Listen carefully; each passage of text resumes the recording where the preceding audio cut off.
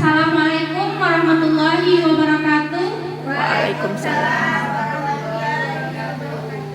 Perkenalkan, saya Lisa Cynthia Dewi dari unit kerja SMA 2 Rambatan sebagai mahasiswa PPG Guru Tertentu tahun 2024 di LPTK Universitas Katolik Santo Thomas yang akan melaksanakan aksi nyata prinsip pengajaran dan asesmen dengan topik merancang pembelajaran berdiferensiasi. Apa itu pembelajaran diferensiasi? Pembelajaran diferensiasi adalah pendekatan pembelajaran yang memahami bahwa setiap peserta didik adalah unik dan memiliki kebutuhan belajar yang berbeda. Selanjutnya, menurut Tomlinson, pada pembelajaran berdiferensiasi, guru merancang pembelajaran untuk memenuhi kebutuhan individual peserta didik, mengakui gaya belajar, minat, kesiapan belajar, profil belajar peserta didik, dan kebutuhan pribadi masing-masing. Ada 3 komponen utama dari pembelajaran berdiferensiasi. Yang pertama yaitu diferensiasi konten, yang mana berfokus pada bagaimana materi pembelajaran disajikan kepada peserta didik. Dalam diferensiasi konten, guru mengubah materi pembelajaran agar sesuai dengan tingkat pemahaman, minat, dan gaya belajar peserta didik. Yang kedua yaitu diferensiasi proses, berkaitan dengan bagaimana cara guru membelajarkan dan membimbing peserta didik. Dalam diferensiasi proses, guru dapat menggunakan strategi pembelajaran yang beragam agar sesuai dengan gaya belajar dan kebutuhan peserta didik itu sendiri. Dan yang ketiga yaitu diferensiasi produk, di mana ini merupakan variasi hasil tugas pembelajaran dan penilaian produk atau hasil belajar peserta didik. Contoh dari diferensiasi konten yaitu guru menyediakan bahan bacaan dengan tingkat kesulitan yang berbeda, menyediakan video, grafik, atau multimedia untuk mendukung pemahaman, memberikan proyek atau tugas tambahan untuk peserta didik yang lebih maju.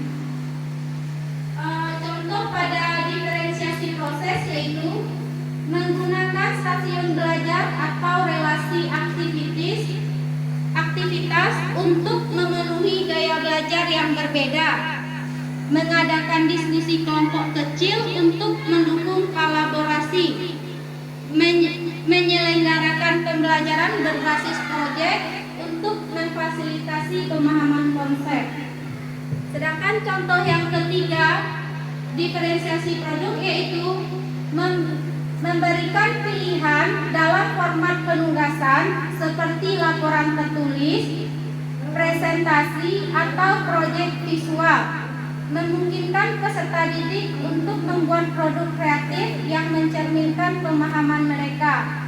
Dan yang terakhir itu memberikan proyek kolaboratif yang melibatkan peserta didik dan menghasilkan produk bersama. Tujuan dari pembelajaran berdiferensiasi ini ada 4, yaitu yang pertama memenuhi kebutuhan peserta didik, yang kedua meningkatkan keterlibatan peserta didik, dan yang ketiga meningkatkan hasil belajar peserta didik, yang keempat mengurangi kesenjangan pendidikan. Manfaat dari pembelajaran berdiferensiasi ini yaitu yang pertama meningkatkan pencapaian akademik, yang kedua meningkatkan keterlibatan dan motivasi peserta didik, dan yang ketiga mengakomodasi beragam gaya belajar, yang keempat mendukung beragam kemandirian belajar, yang kelima mengembangkan keterampilan sosial dan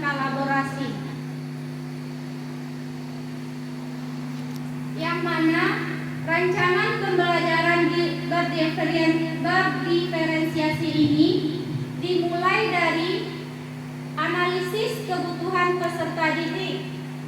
Nah, di bagian analisis kebutuhan peserta didik ini kita mengenali kemampuan, gaya belajar dan minat masing-masing peserta didik melalui penilaian awal dan observasi. Yang kedua, identifikasi tujuan pembelajaran. Setelah kita analisis kebutuhan peserta didik tadi, kita tentukan tujuan pembelajaran yang akan kita sampaikan. Dan yang ketiga yaitu pilih strategi pembelajaran yang beragam. Karena tadi kebutuhan peserta didik yang beragam, jadi kita pilih strategi pembelajaran yang beragam sesuai dengan kebutuhan peserta didik.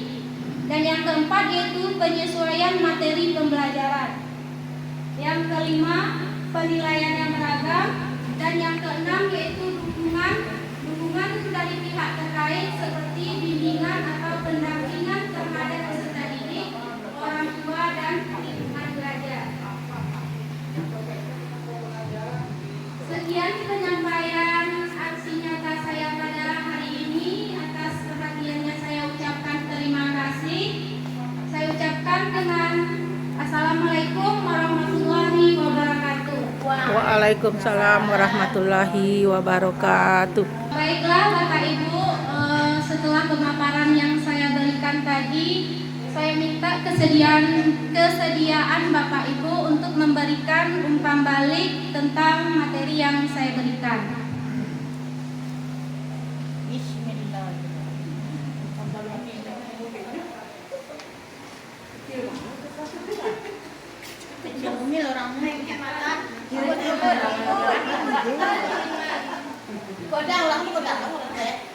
Undangan, nggak mau kemakan.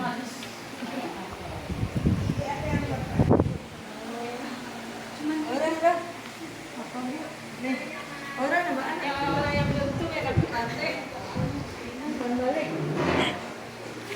Saya bacakan pertanyaan umpan balik yang akan Bapak Ibu isi. Yang pertama yaitu ide apa yang Bapak Ibu dapatkan setelah belajar topik ini. Maksudnya ini kan tadi saya menyampaikan tentang pembelajaran berdiferensiasi. Nah, dari pemaparan yang saya sampaikan tadi, apa ide atau apa materi yang Bapak Ibu dapatkan atau pahami. Dan yang kedua yaitu tindak lanjut apa yang Bapak Ibu lakukan setelah memahami proses pembelajaran diferensiasi.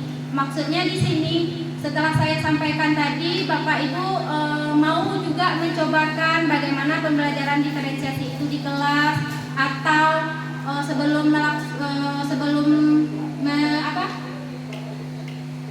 melaksanakan, Bapak Ibu mau mempelajari lebih mendalam lagi apa itu pembelajaran diferensiasi. Seperti itu.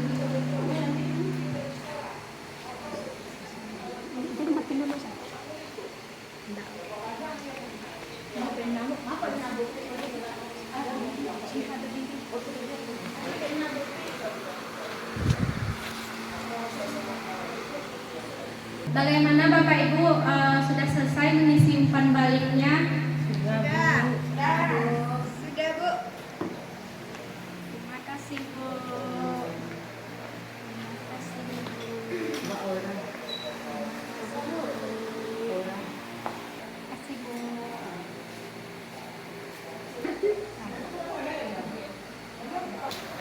Tidak lah.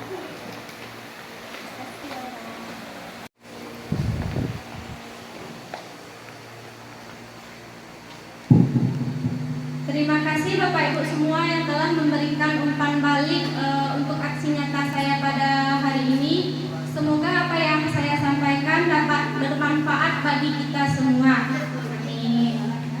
Dan saya tutup acara hari ini dengan mengucapkan Alhamdulillahirrabbilalamin. Assalamualaikum warahmatullahi wabarakatuh. Waalaikumsalam warahmatullahi wabarakatuh.